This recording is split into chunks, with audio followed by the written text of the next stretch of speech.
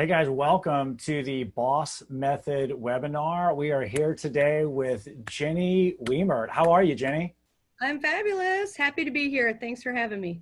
Awesome, absolutely. This is going to be great. Looking forward to diving in. But first, we're giving people a second to hop on, but we're going to go ahead and dive right in because we've got a lot to cover today. So, Jenny, want to just get a little bit of your background before we dive too deep into the specifics. And this session is going to be focused on growing your sales by turning every deal into another deal. But I don't even know this about you. I'd love to know how you got in the business and, if relevant, what you did before that. Sure. It is relevant. I was a teacher out of college, and I was a seventh grade science teacher. Loved it. Was passionate about it. Was a teacher of the year, but I wasn't fulfilled. I wasn't. I had this competitive edge and need for feedback that I wasn't getting it as a teacher because I couldn't wait 18 years to come back for them to come back and tell me I'm amazing, right? So I realized that I needed to be selling something. I realized, as I was, in my 20s, my strength was the ability to influence. So I'm like, okay, I need to sell something. What can I sell? Both of my father and stepfather, were broker owners of real estate companies. So I thought I can sell real estate. So I went to real estate school and came out in, 21 years ago. But I was going to do it part-time and teach, that whole thing. And then as I sat there and listened to them, they're like, this is what you do. I'm like, I can do this. I can do it. And I just quit my job as teaching at the end of the year, went into real estate, sold 50 homes my first year. And then right after that, I had triplets. So I kind of took a year off, and then we moved to Florida, started again in my new community. And I realized that I didn't know anybody. I had to start over in this new area, and I didn't have any sphere of influence. So I would just put my babies in a stroller and I would walk around the community, getting to know the moms, and started bunco groups and, essentially farmed my community, but with my children in tow, right? So first couple of years of real estate, sold a house to every therapist we had, every neighbor, anybody in library group, I just made it it was a lifestyle and made it part of my life. And I started by farming one community, got up to 80% market share in 400 homes, realized I had a formula that I could repeat, and went and did a second community. And those 800 homes over the first 6 years took me to about 30 million in production. And that was all the marketing I did. I realized, okay, now this is all too much for just me. I need an assistant, hired an assistant, got them up to a level, hired a buyer's agent, got them to a level, and they've been with me for years. But after that, it was rinse and repeat, because I kept finding myself on a ceiling, can't do any more. I need more time with my family. So I could either go backwards in my business, or I could go through the ceiling. And I would choose to go through the ceiling and hire more help. And then when you hire really good help, they bring more business, and then you're on another ceiling. So it's just rinse and repeat from there. And we're 52 strong now, and we still operate as a true team. We call ourselves a teamerage. That model is 100% built on my teaching philosophies, culture, and trust. That's brilliant. So there's a lot to unpack there. I think I want to start. Yeah, I was like, okay, go. Everybody just go do that. I think what I'd like to start with is you were at a bit, we don't have to name names, but you were at a bigger franchise initially, and especially at least as a solo agent, right? Yep. And Yep. so what was kind of the impetus, or what were the signs, I guess, for lack of a better term, for you to go out on your own brokerage wise? Sure. Well, it was a very, we're not supposed to say names. It was a very team-friendly brokerage, obviously, that we were with. And I give them all the credit for giving me that education along the way. It just got to a point where we were at, I think, 500 transactions at the time, and we needed our own location. And it just didn't make sense to have our own culture, our own location, our own staff, and continue to be associated with the larger brokerage because they're just, the value proposition just wasn't there anymore. So it kind of felt like I went away to college. I still, love that company. I still work with them because I still get, paid from them, but because we don't hire that often, so I send them back down to the old company and tell them this is the best education you can get. But it was just time. It was just, we were out of opportunity and ladder for what we wanted to do with our business. That's great. So yeah, leading with revenue, leading with size of, number of people, number of things, that you have to manage as a business. Right. So that definitely makes sense. And I don't know the answer to this, and I know your operations, your COO really, really well, but at what point did it really kind of turn into, I don't know, it's this awesome machine, but where did that term kind of evolve from, or where did that come from? I think we stole it. I don't think we get credit for it. I think we probably saw it on Lab Coat Agents or something at some point, and we just like, that's us, and it was just an easy way to explain, how we operate as a boutique brokerage and a team at the same time. So I'm sure we stole it. I don't want to put you on the spot with this, but I will anyway. Like, what is your definition of teamerage? Because I've made up one, but I frankly stole the term from you guys. So I want to know what your definition is. Sure. Well, I think, you have so many, when you go off on your own and you open a brokerage, there are so many lanes you could get into. You could have just you and a few people and be a team, a pure team. You could have the indie agent and a team operating out of the brokerage.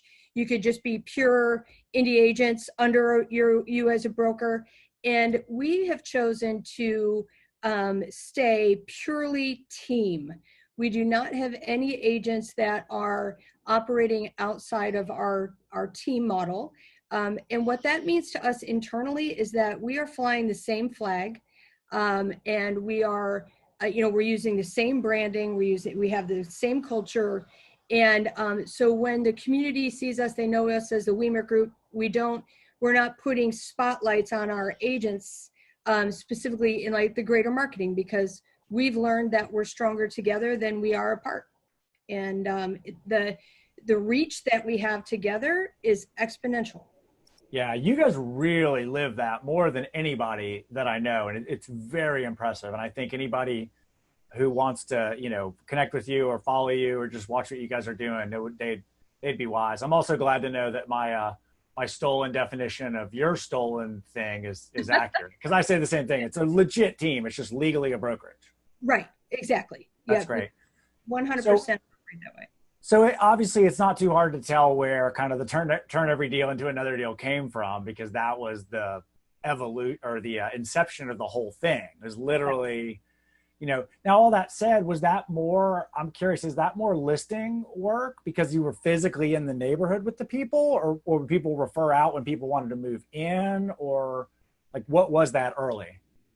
I mean, I am a student of, Gary Keller's Red Book, right? The Millionaire Real Estate Agent. I don't know if you could find a team that is more like that book than us, because that was my education. So, when I learned about listing, leads, and leverage, and when you get a listing, that's going to lead to 2 or 3 more opportunities from buyer calls. But also when you have a listing, you can control your time a little bit better than a buyer. And, remember, I have these babies, I chose to work. I wanted to work. That is who I am. But I also wanted to be a great mom too, and focus on that. So I chose to do the listings early on and gave up the buyer pieces to a buyer's agent, because I could have more control over my time. And, but farming does lead to more listings. And, but I remember back in like the heyday, people would come knock on my door from the community with their cousin in tow from New York and say, they want to buy a house, Jenny, can you take them out today? I'm like, oh, sure. Okay. So like buyers come from those listings, and we worked them. Yeah, that's great. That's really cool. I mean, I think one thing I find with almost everybody we talk to in any scenario is they're just very opportunistic. They seek out those opportunities, they create those opportunities, they're ready for them when they're there. However you want to spell that out. It is a little different for everybody. And I would argue even what's going on now, some people are finding the opportunity, and it's a great time to train. It's a great time to ramp up some marketing. It's a great time to, focus on some things you might not focus on in the day-to-day of things. So I could probably quiz you for like 3 hours about your background and how you built this amazing, amazing business. And we'll do that another time. I'm going to do a quick poll just to see who we've got on before we dig into the turn every deal into another deal. Just want to get a good feel for, if we have, solo agents or team members or team leads on. So if you guys could take the poll real quick for me, that would be great. And while we're doing that, Jenny, can you tell a little bit about how things were for you guys in the, because if my math is right, you were doing this going into recession also in Florida, or was this right after?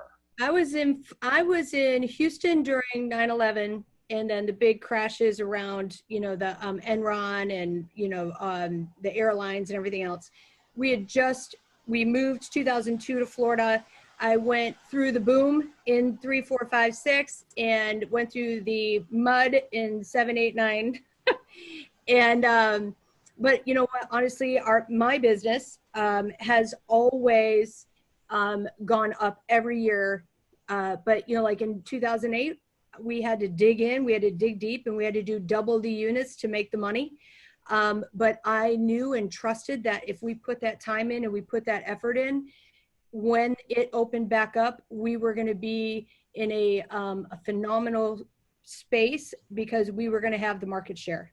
So, again, having good mentors and gurus in my life, they pushed us to do that. And I did what I was told, and I went in when everybody else was going out. That's great. That's what we're doing today. Yeah, that's super smart. And I was about to say that's obviously relevant now, I think. So, and I think most of us that have been in the business that long, we've experienced that. There's been some sort of cycle, whether it's buyer, seller market or whatever. And we've, maybe I shouldn't say this, but we've all lived to tell the story. So just going to keep on rocking. 100%. There's always real estate to sell. So it doesn't matter if it's a buyer's market or a seller's market. One is a little easier than the other if you're, looking at it from a seller's perspective, right, or from a marketing, right, perspective, but there's always real estate to sell, and the right cream of the crop will get the most. It's just, 80-20. Yeah.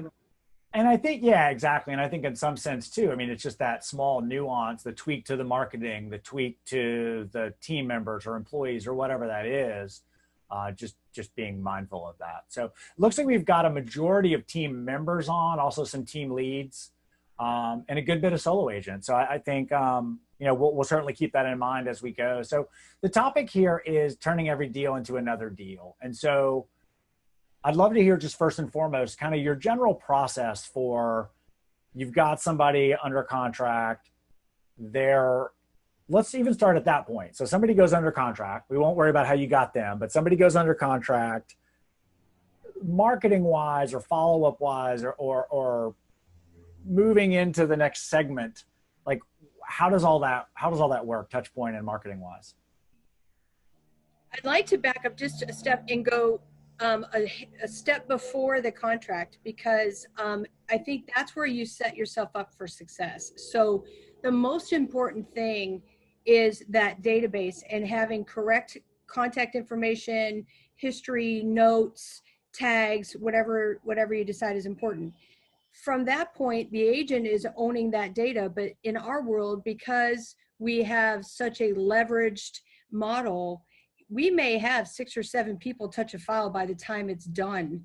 And so we have to have our systems on, just super streamlined and tight, so that the client never feels the handoff, that they feel like when they're getting passed to the next person, they're getting even more expertise and service, right? But it starts with the buyer's agent, or listing agent, taking that relationship and putting it in the database correctly, so that their story and their motivation is all communicated across the board. And then when we go under contract, the transaction coordinators pick up that ball, review the notes, review the file. You know, they're the safety net for the deadlines and, you know, the compliance. And then when we close, we have a post-closing plan that another team member picks the ball up with a tag and, you know, make sure that happens. And in that post-closing plan, we have our agents, you know, they have tasks, maybe a staff member may have a task, we may outsource a task, but the point is that it is 100% planned and someone has it in their job responsibility to and accountability to complete those tasks because we deem them to be important. Where, you know, as a solo agent, it gets hard because it's going to be the last thing you do when you have the now business in front of you, right? So you're going to let go of that marketing. You're going to let go of the post-closing and that database. But that is such a dangerous thing to do because you lose that, you're going to always be in that churn and burn business. And that's hard.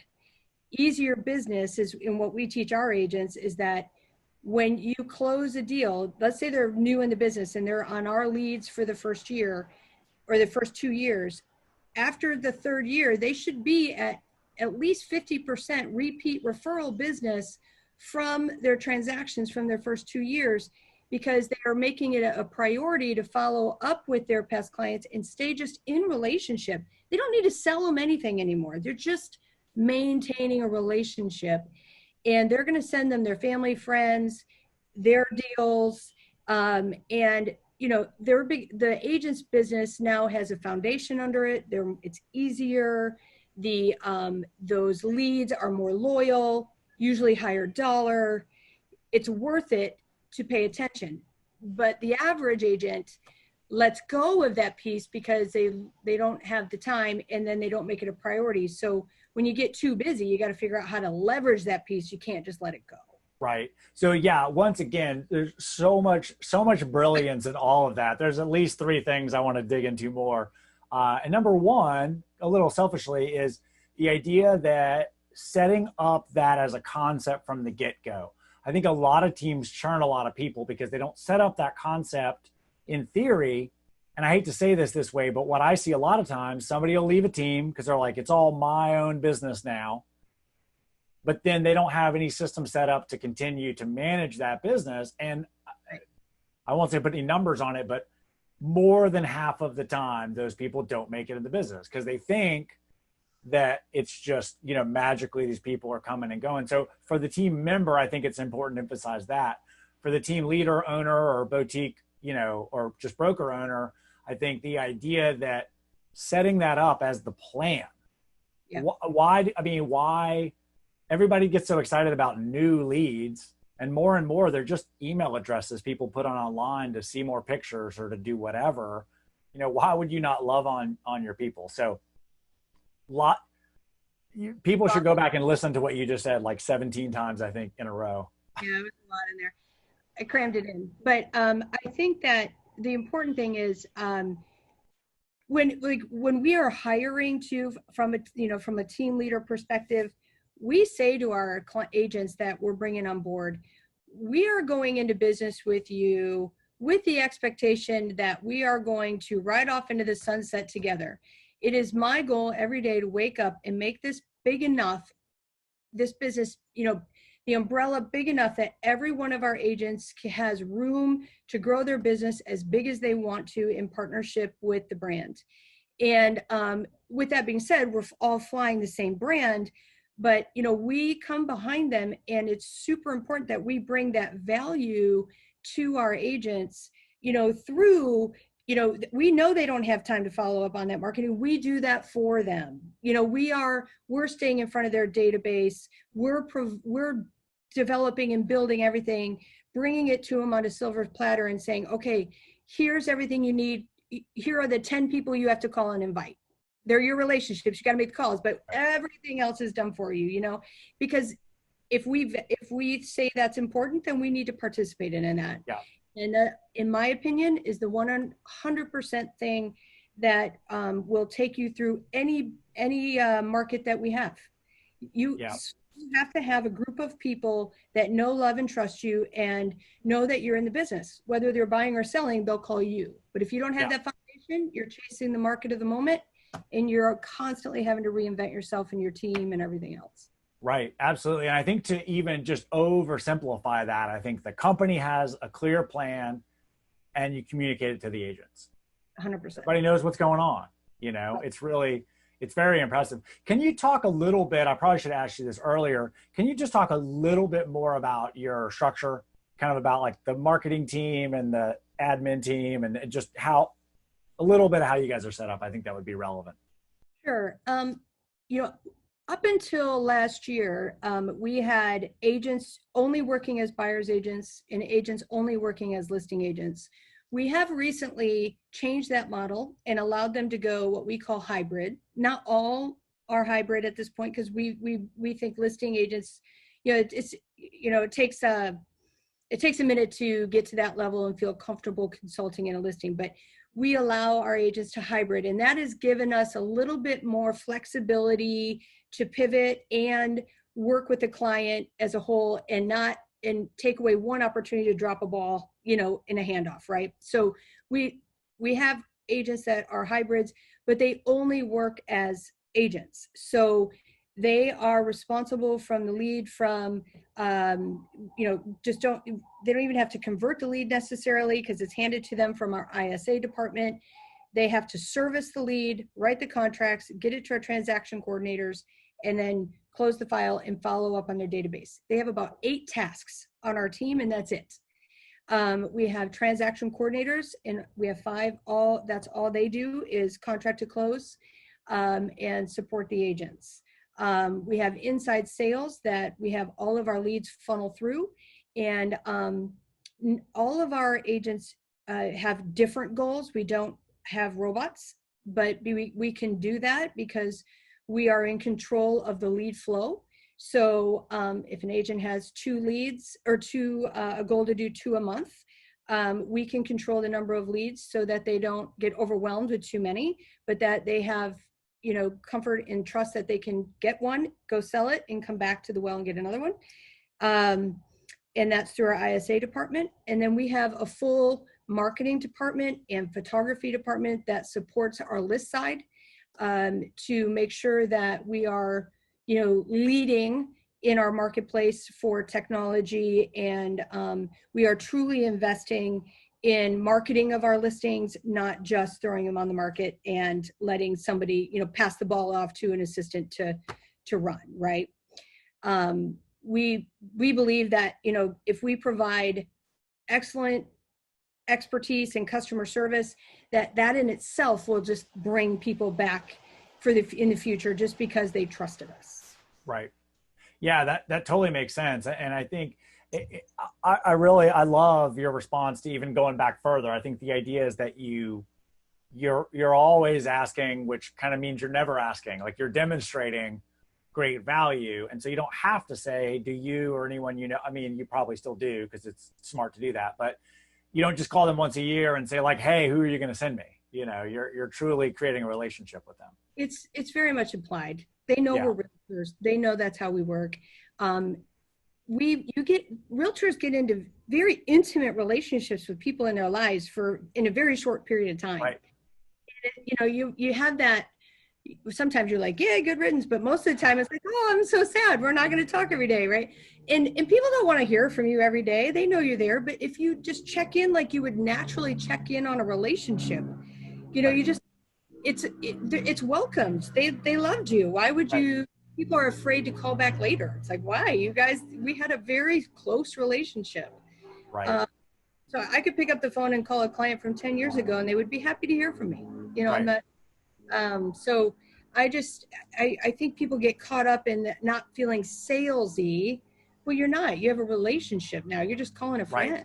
But you've got to, and I hate to use this term because I don't mean it this way, but you've got to leverage that from the beginning or at least from the closing.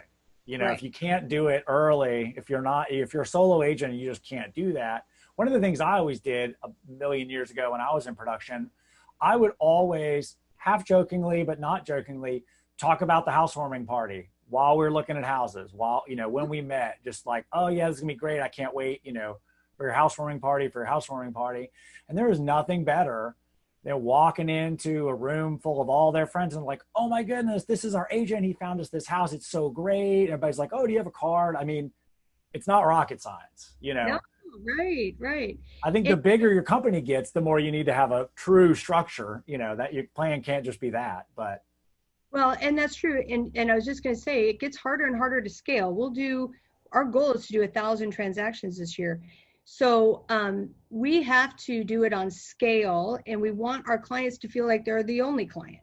So, for example, what we do for our clients post-closing is that as soon as it closes, we order, 1,000 Christmas ornaments at the beginning of the year, and every closing, they build a Christmas mailer and they pull the ornament, they handwrite the card, they stick it in there, they put the label on it, and they put it in the bucket. And then in December, we're not trying to do 1,000 ornament mailers. Somebody's just responsible to walk next door and throw it in the mail, So that's so brilliant. And so I have to cut you off because that is just so brilliant. It's a physical reminder that we have 1,000. Here's 1,000 sitting right here. Yeah. It's that's what everybody else does, right? That's what your dentist does when you go. They're like, fill out this card. We're going to mail it to you in 6 months to come back and get your teeth. I mean, we're not reinventing the wheel here. We just need to execute. And it's easier to do it one at a time because it's daunting to think at the end of the year, now if you're not organized in your database, I got to go look up all those addresses. Now I got to write the letters and they got to go sell a house, right? But if you do one at a time and you just get a system and you hold yourself to it, and you see the value in it, it's very easy to implement. We do house anniversaries that we tag in Follow-Up Boss, and and I'm not going to know the name, I'll have to send it later, but we outsource to a company that will send the house anniversary cards for us based on the tags we have in our Follow-Up Boss account. So it's a touch. It's just a, hey, we're thinking about you touch. And when we get driver's licenses at closings, we pull those birthdays off, stick them in our Follow-Up Boss, and then we have that outsourced birthday cards from our tags in Follow-Up Boss. So nice. That's super smart. Yeah, things just happen because you have either a system for it, or they're automated, or you have somebody responsible to do it. Right. Right. Yeah. No, that's really great. That's a great breakdown of that too. And I think, let me just say one quick thing too for people. Two things. If people have questions, I see a few in Q&A, we'll start to dive into those. But if you have questions, if you could put them in the Q&A, it's a lot easier to manage, make sure we get to each of them. If they're in the chat, somebody else will post something and they'll get a little bit lost. So if you have questions, we'll definitely get to them. We really want to be able to answer your direct questions. But just dropping them in the Q&A is the best way to do that. But as far as that goes, Jenny, like, it's funny. I think people all the time hear something like that and they're like, oh, what's that service? I got to sign up for that service. But then they never do the tag, or they never. So do you have any advice for like either a solo agent or a smaller company just starting out? Like, how could they do that without just that magical outsourcing? Like, what would be an easy way to attain that as a smaller company? I mean, even a solo agent, you can have a paper checklist for every one of your files. Like the good old days when we used to carry around that file folder with the paper checklist on top. If I were to go out again today, I would have that. Like, I need it. But you just have it. And one of your checklist items is to complete your Christmas ornaments, and you just do it, right? If you don't have people to do it, it's you until you hire. And then once you're at the capacity where you're saying no to a lead because you're busy stuffing envelopes, that's when you've got to either outsource a couple of tasks before you hire, or hire. And so you're not doing the $10 an hour job, you're doing your real estate job. Right. But it's easier to outsource it once you have a plan, right? Because then you can tell people that plan, or hire somebody and say, hey, here's how we do it. Sure. I think people want to just $9.99 it. They just want to click and set it and forget it. But you kind of have to grow into that sometimes, Yeah. And I'm a believer that once we are in relationship with someone, we do not ever just drip on them. I will never use a system that is going to just send generic touches, because we're in a relationship. So everything, it needs to feel like it was built for them, that they're important to us. So when we know them. Now, if they are uncontacted leads sitting in our follow-up box that are from Zillow, Trulia, Realtor.com, we can drip on them, call them, mojo them. I don't care how often. But if we know them, we are going to have, like, we turn off all automated tasks. We're going to have a next task, like, what is the next conversation I'm going to have with them? We schedule it. We know, what our post closings, if they're a past client, what they're going to be. We have them properly tagged in our database so we can pull lists quickly to say, hey, it's Veterans Day. Who are all of our veterans? Let's send them a mailer. Who are all of our teachers? It's going back to school time. We take the time at the moment to tag things correctly so that when you go to do a promotion or a mailer, it's easy to pull a list and it feels like it was built for them. Yeah, that's awesome. I want to ask you one more quick question and then get into some Q&A. Actually, I've got a couple more polls just to see what other people are doing as well. And I think we've got some good questions. So we'll bring Megan on and dive into some of those. But do you guys do, I think you do, but do you guys do client events? And can you tell us just a little bit about that? Sure. We do. We do one of our favorite client events, and the easiest to implement is the movie theaters. We rent out 2 or 3 theaters. We have a lot of people, but we rent out theaters, and let's say it's a kids movie. We've done, let's say, Beauty and the Beast. We had Beauty there in costume for photos. We greet them at the door, shake hands, thank them for coming, thank them for being a VIP client with us, give them a popcorn and a soda, and they head into the movie theater. Before the movie starts, leadership gets up and says a thank you to the theater, and then we watch a movie together. And then on the way out, we typically have like a gift for them to pick up on the way out, which was like a Beauty and the Beast book, and we send them home. And what I love about, and Emily's probably gonna kill me for saying this, but I have anxiety over the database because it's so big over so many years, and everyone knows who I am, but I don't necessarily know who everyone is. And so I have like complete anxiety for these events. So, I love the ones where we greet them and we get all that credit. We get to face, we get to hug them, but then we don't have to small talk for 2 hours or worry about introducing them to someone else they don't know. So you can walk on and talk to someone else. Where we do sporting events or, how do you call it? Tailgating, or the movie theater. We've rented out a water park. I like activity so that, we're not responsible for their fun that day. Right. In small talk. Yeah, that's really smart. And I would argue that probably goes both ways. As much as people want to see you and say hi and all that, like, that's great. But then now what? So having the event or some focal thing or a Super Bowl party or whatever that is, it takes the focus off planning every minute and how are we going to do this and who's going to say this or do that. That's really, really, that's great. I'm going to do another quick poll, just asking people how often they follow up. Because I'm curious to see that, and maybe you could answer that as well. Do you have a ballpark? You don't have to give a number, but like, how many touches do you think people get post closing, generally speaking, for you? Maybe in the course of a year or whatever's easy.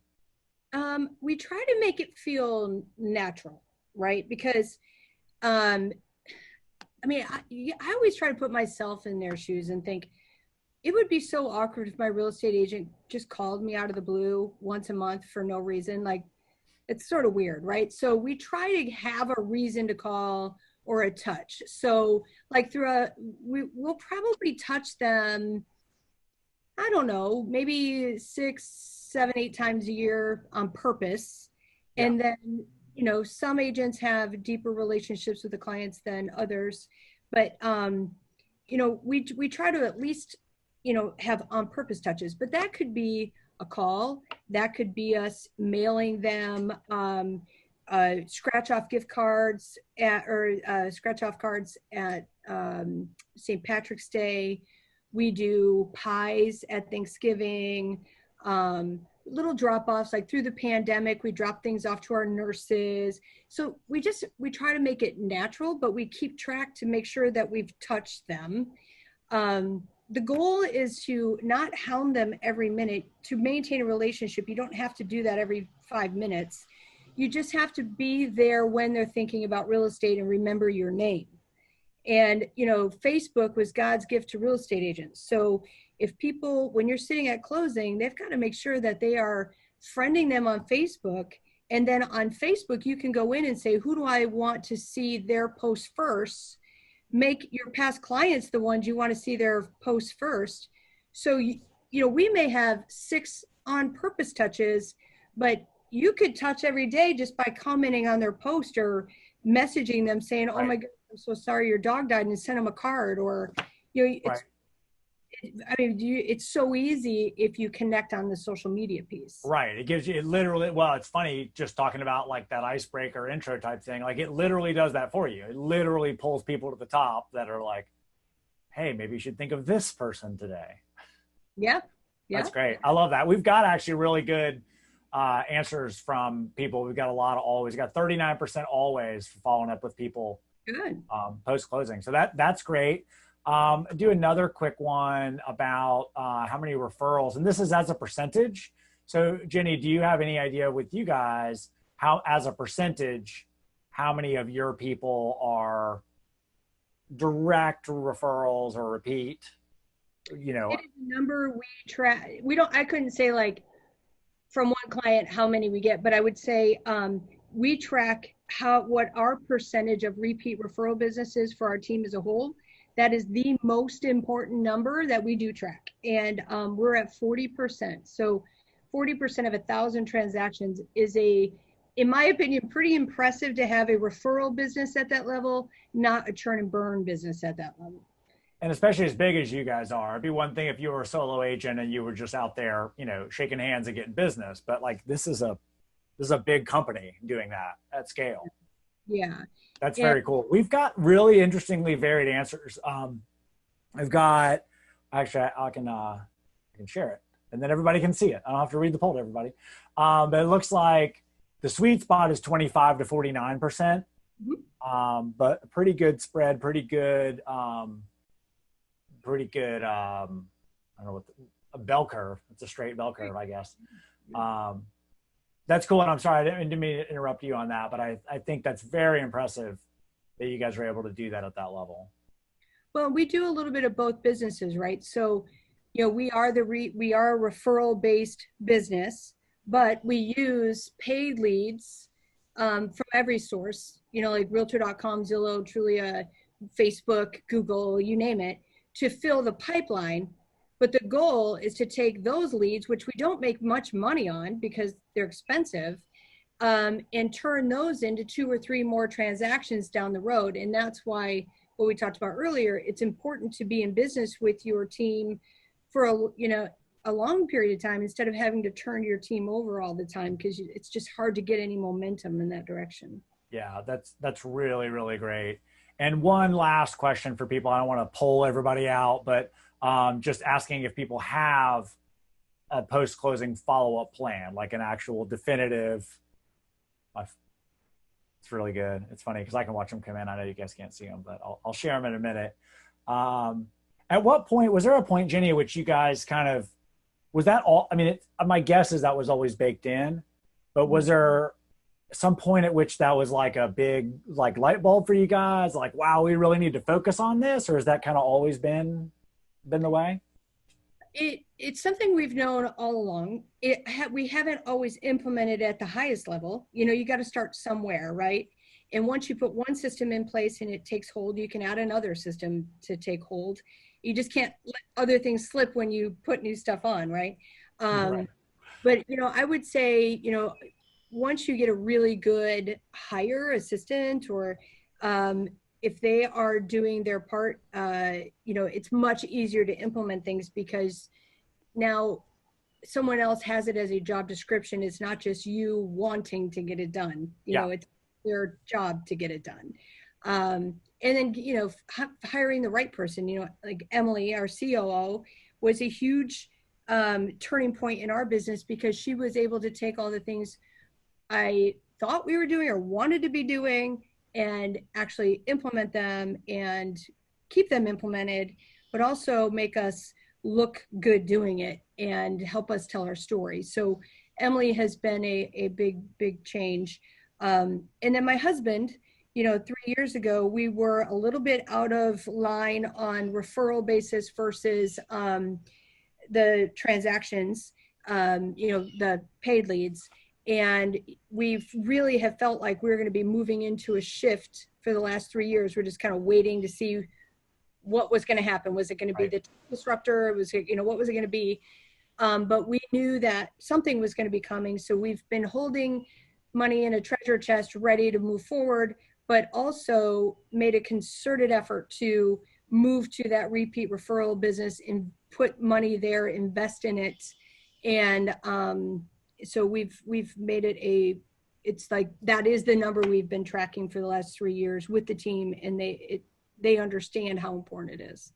That's great. And thanks for teeing that up, because just want to go ahead and give a quick plug that 2 weeks from today at the same time, we're going to have Jenny and Emily on together. And I'm just absurdly excited for that. It's going to be really great. Show that dynamic. I definitely want to tell the story of her evolution, her quick evolution with the team, but how all that came to be. And, I have a soft spot for operations type people and what they have to what they have to do on a daily basis. Changer. She's so good. She really is. So make sure you guys look out for that. The link's already out there, but we'll email that also along with this recording as soon as the recording's ready. So Megan, can you join us and we can tackle some of these questions? I know we've got some good ones already, and I'm sure that as we talk, we'll get more. I think I was muted. There we go. Yeah, there's some great questions here. I think one thing that is probably a question a lot of people have, and I see this one, like as a small firm, it seems we are all running hard and have periods of time to stop for this, or don't have probably many periods of time to stop for this sort of thing. And it seems hard to stop and drop gifts or make calls every day. And something that sticks out to me about your team is that having a system is so important, like a system to fall back on. So I'd love to kind of hear what you suggest for a smaller team, that isn't, at your level quite yet, how you'd start doing that, or how you did. I think the most important thing to do is calendar it. So at the beginning of the year, we write, what is that skeleton that we want, or that outline, how many client events are we going to do? How many sweepstakes are we going to run? How many drop-offs are we going to do? What are the touches? What is it going to take to implement those touches? Figure out who's going to do it. Is it the agent? Are we going to outsource that? And then it becomes a priority and not an option. It's an appointment in your calendar that you can't schedule around, and only you can hold yourself accountable to that. But they have to understand the importance of it, and you don't see that reward right away, so people tend to dismiss it.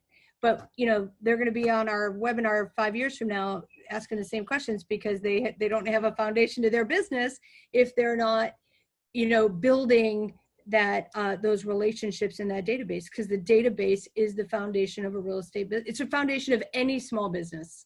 But if you don't have a database beyond name and phone numbers, you don't have a business. I think something that's always struck me, because I've seen kind of the inner workings of your database, is how much you all track and how meticulous you are about that. So you go beyond like just the database organization that a lot of people do in terms of tagging and custom fields and all of this. I'm wondering, like, if you were to suggest that people started tracking like just a couple of things, what would those be? I would track past clients, sphere, and I would track their professions and make sure you're using the same words, but because it's so easy to touch, you should know who your heroes are in your database, your teachers, veterans, so you can celebrate them. You should know who the HR directors are in your database, because you got to remember, like, every person in there has a whole their own database of people they know, and they may have commercial real estate needs. They may want to buy an investment property, like, who knows? So you got to know their professions. It's easy to type in, but put them in a place that's searchable, not just in your notes. And I, beyond that, like, if they have referred to you, you want to always reward that referral. So make sure that you've noted in there who they referred, and then taken a page out of, oh my gosh, lever leads to lever, 7 L's, Michael Mayer, taking a page out of his book. You want to thank the person who referred them and who referred them, like, go deep on the thank yous to reinforce that behavior. And we do that through send out brownies. We do send out cards and a brownies to anybody who referred us, whether they buy or not, just to reinforce the behavior. We noted in our database that they've given us a referral. And then you also want to note your agent to agent referrals. Who are your referral partners across the country? And reward those relationships as well. There were so many takeaways in that. So just for everybody who's on here, I'm going to put some of this together in some bullets, because there's so much in that. So that was awesome. Do you have any advice, like, in terms of, sending out emails versus e-cards versus, like, when somebody finds this really hard, is it, hey, just pick a couple of events that you want to celebrate? Is that the way to go? Yeah, is it automation? Manage.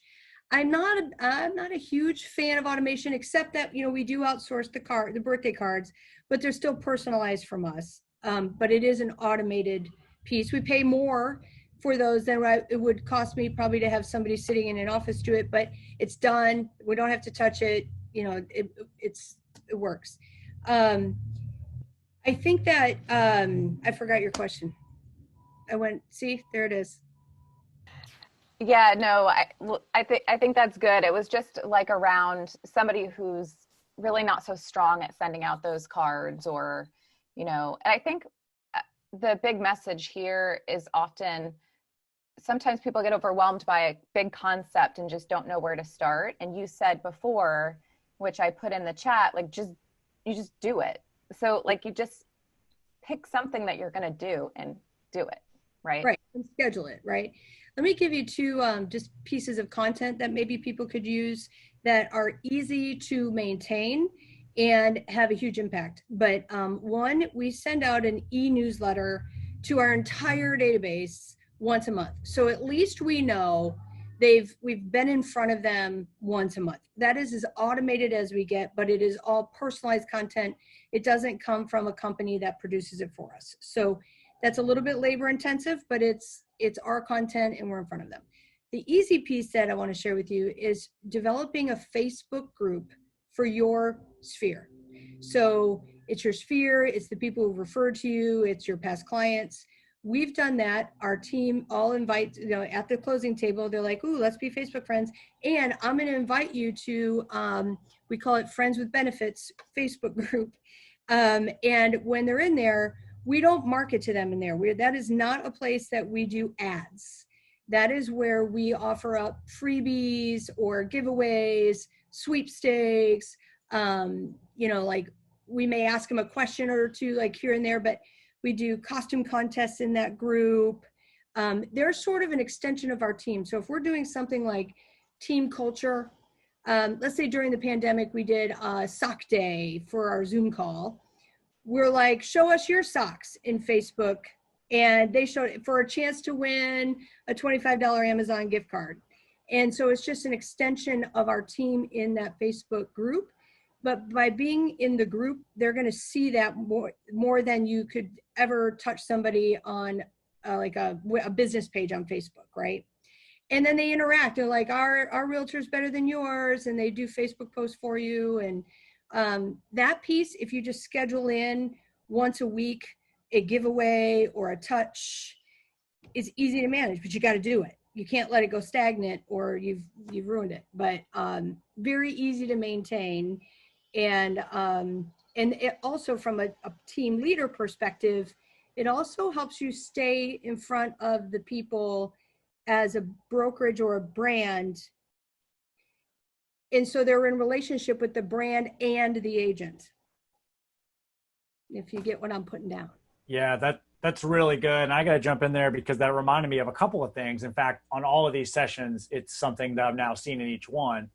And it's the idea that you just have to start doing it. You just have to execute. If it doesn't matter what it is, you could photocopy a letter and drop it in their mailbox. It literally doesn't matter what it is. But as you do it, you're going to find better and more interesting and easier, more scalable, whatever that is, to do it. We had that with Pete last week where it was like, well, we just measured this, and then we realized that helped us realize we needed to measure this, and then we measured this, and then that gave us the full picture. And same with Albert. I think that was the conversations. Once they have 2 or 3 and they go great and they get more business, then they want to have 5 or 6. So I think just starting, I love your example of the paper closing checklist. Like if you don't have a system, write one down on paper. You know that in that first farm I mentioned to you that I lived in, 400 homes, I did a paper newsletter printed in black and white, but on bright yellow paper. And I would deliver it to their doors with the kids, right? Do you know that 15 years later, we are still doing that paper newsletter into that community, delivered by a high schooler into the doors every month? Because they love it. And, that was before we could do e-newsletters, but nobody really reads e-newsletters, so, but they pick that out of their door every month, and there's Jenny again, and it's got their comps on it. And 15 years of those darn yellow newsletters. I would never want to go to the grocery store with you. You can't even go, can you? You just have like people. They're like, oh my God, that's Jenny. No, that really, they leave me alone. I don't know. I don't know. I don't buy into it. So maybe they don't. I want to ask this question because I hear it a lot working with agents, getting them started with Follow Up Boss. So this one is, my broker says that my/our database stays with the firm if I ever leave. Ouch. So what can I do should I want to leave for another firm? So I'd love to hear kind of how you guys tackle this. Okay. So when we hire people, we tell them, that's, when I started that story earlier, that we say to them, we want to be in business with you forever, but this is a very big decision that you have to make too, because as you come on, anything you bring to the team is yours. You get to take that back with you. We tag that properly in Follow Up Boss. But moving forward, everything you do with the team stays with the team. And because we are going to do our part, we are going to build your database. We are going to build your business, but we're like, it's our business. So I'm not building you a business to take with you. So you've got to make a decision if you really feel like a team is for you, because if you're coming on for 2 years to learn our ways and, be trained, and you won't get a better training, you're going to get out of the gate faster, but you're going to start back over in 2 years. Don't do it. I'll be your mentor. I'll just help you. You don't want to be on the team then. But if you really want to commit and you feel like a team is the right environment for you, then we're all in, and we're going to do everything we can to support you in your goals. And we're always fair. We everything we do with our agents, we err on our side. We just always try to be extra generous and fair, but it is a business. And so when you own those data, when you've paid for all those leads and you own that data, it makes perfect sense to say it's staying here. Now, we would be crazy we can't control a client. So if they call that person and they've left our team and they're like, we only want to use you, we're certainly not going to be like, oh, the only option is use us or not them. Like, we'll work with people as long as, you know, it was a decent relationship. We're going to always do what's right for the client, but we're going to continue to market to them and they cannot. I think that's such a nice way to look at it, and it makes total sense. And there is so much benefit someone gets from joining your team. Yeah. You know, so that's great. There's a bunch of questions about sort of, you know, agent accountability, and that's a different side of this.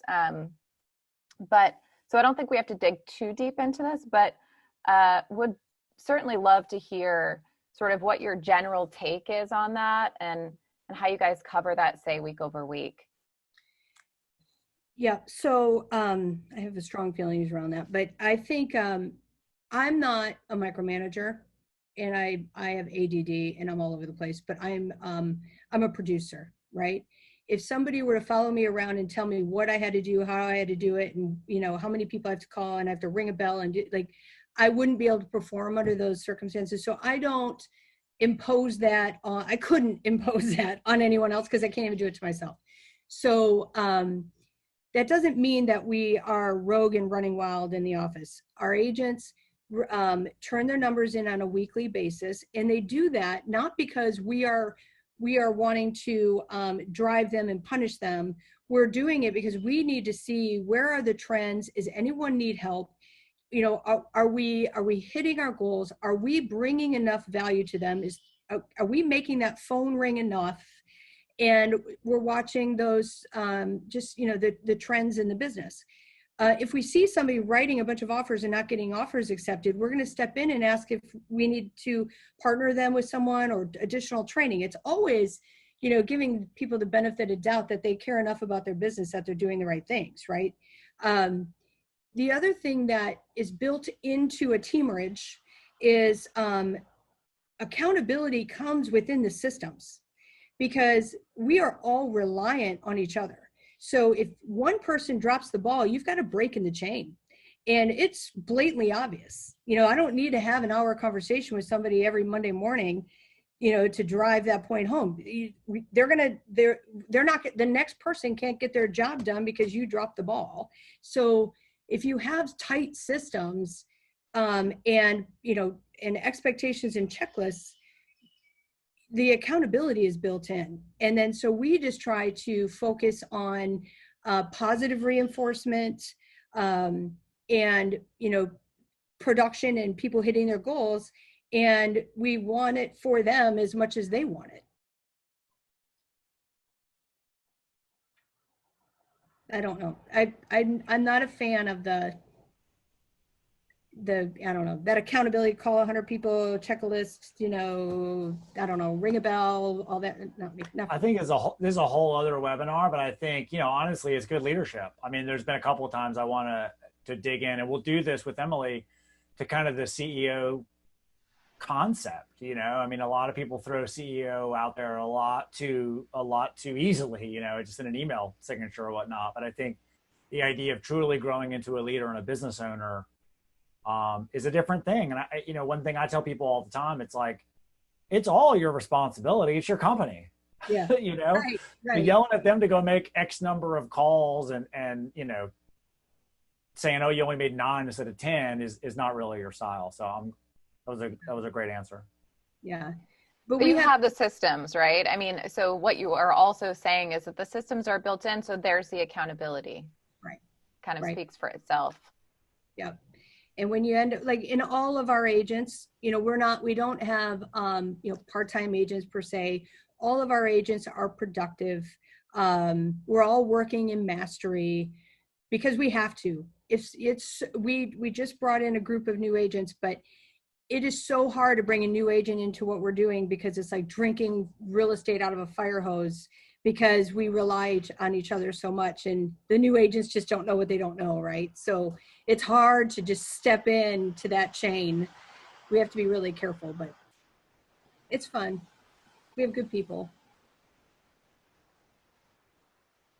You got to like who you work with too, right? I don't know. I think, so maybe Lee, I don't know how you feel, if you have like a final question, but I think this one is a good one, is sort of what's your prediction for the overall real estate market, and is it going to recover from what's happened? Yeah, I'm not worried about having a real estate market to sell real estate in anytime soon. Like, we are going to be strong. You have to understand too, we live in Orlando, Florida. So everybody from the Northeast wants some space and to breathe, and they want some sunshine. And I'm sure they're pretty tired of being quarantined in like 1,000 square feet. So we're going to have a migration from the Northeast to Florida, which is going to be great. I do predict some distress. Some of the bailouts are going to help, but we're also in an area where we have a lot of tourism, and Disney being shut down, the ripple effect of that is huge. We're going to see, some distress in the marketplace. And the good news is, though, when I say distress, is that the sellers have equity, but they may get stuck in equity jail because they can't access their equity without jobs. So they're going to have to sell, and they're going to be more motivated than the average seller. And so by distressed, I mean motivated. And I think we're going to see a little bit of fallout from that forbearance mess, and, how all that plays out in the next 12 months. But in the near future, it is turned on. We're running with our heads, cut off like chickens. It is a very, very busy, hot market right now. We're just lacking inventory. We need inventory desperately. There will always be houses to sell, though. Yeah, that's great advice. And you mentioned this earlier too, but we were already, every expert said we were already headed for a plateau this year. So granted, this has obviously changed things, but everyone and their dog literally just said, we're going to hit, like, we can't keep going up forever. That's not how markets work. So, and I want to address one thing super quick. There's a couple of questions about building a team. And I just want to say that we're going to dig deeper into that in more of these sessions. I think we should definitely, I'm sure we will a little bit with you and Emily in 2 weeks. But we definitely want to dive into that. We don't want to ignore your questions, but that is a whole other topic and something we're really going to focus on a lot for you guys coming in the future. Starting a team, how to build that, how to grow that. Jenny, we can't thank you enough. Like, I'm going to have to play this recording at like 0.5 speed to soak in all the amazingness that you shared. So we really appreciate you. You're welcome. I'm happy to do it. And, if anybody needs help with anything, I'm easy to find. Cool. Yeah, you should definitely connect with her, follow her, check out, follow the team, turn your notifications on so you can like all the team posts. And yeah, we'll definitely have you back again soon. And we'll get the recording out to people as soon as it's ready. All right. Sounds good, guys. Thank you. Jenny. See you in 2 weeks. Thanks, Jenny. Yeah.